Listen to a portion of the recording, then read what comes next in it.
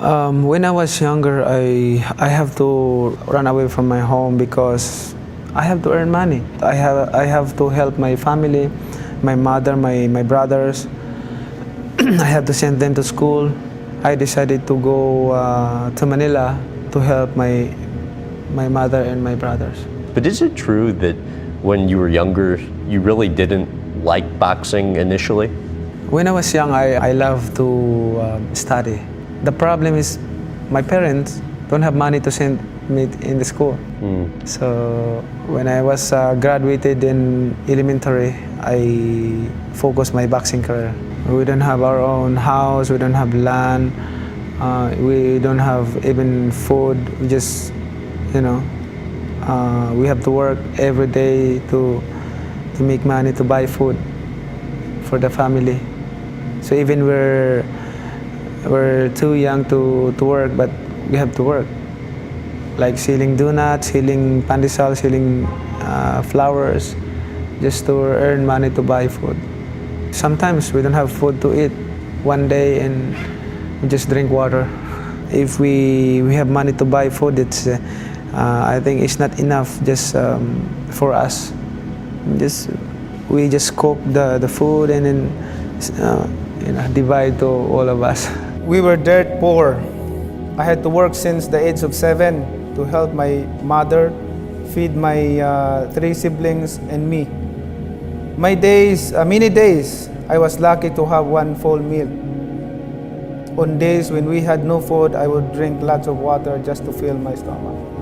And I remember when we were young, my younger brother crying, and my mother told us, just drink a lot of water to survive, and tomorrow maybe we'll have food. So that's the experience that I experienced when we were young.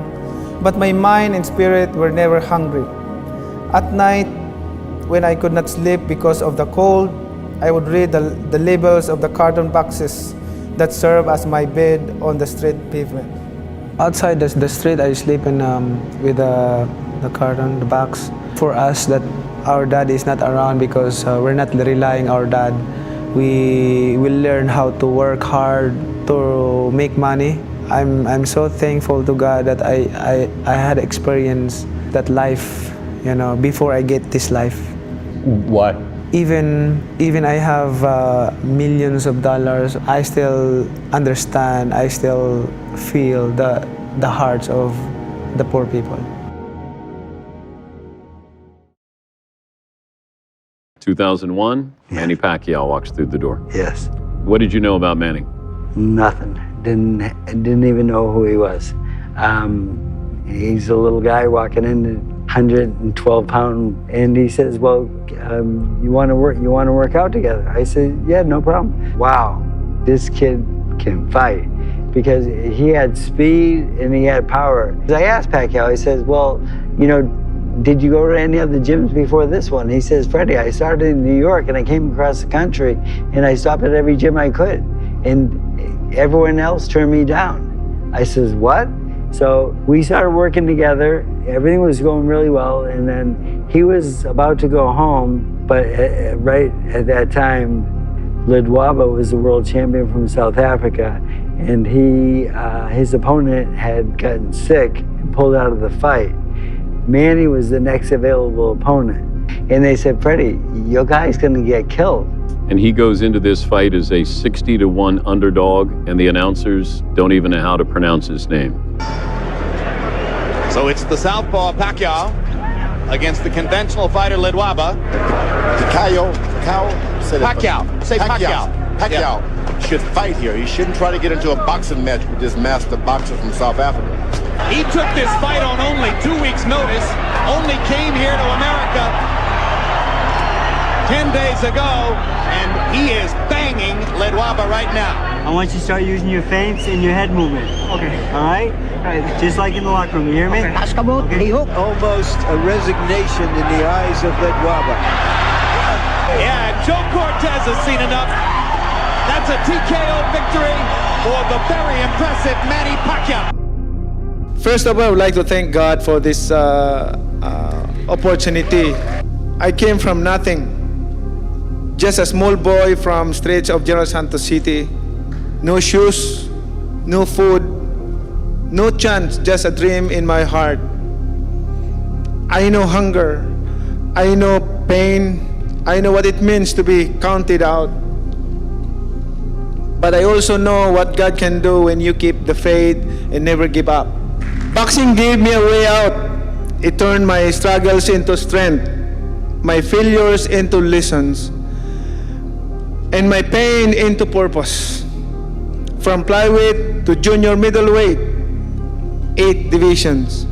Every fight, every victory was a step further from poverty. It was not just for me, but for my family, for the Filipino people, and to all the fans, and for the glory of our God. I never chase greatness.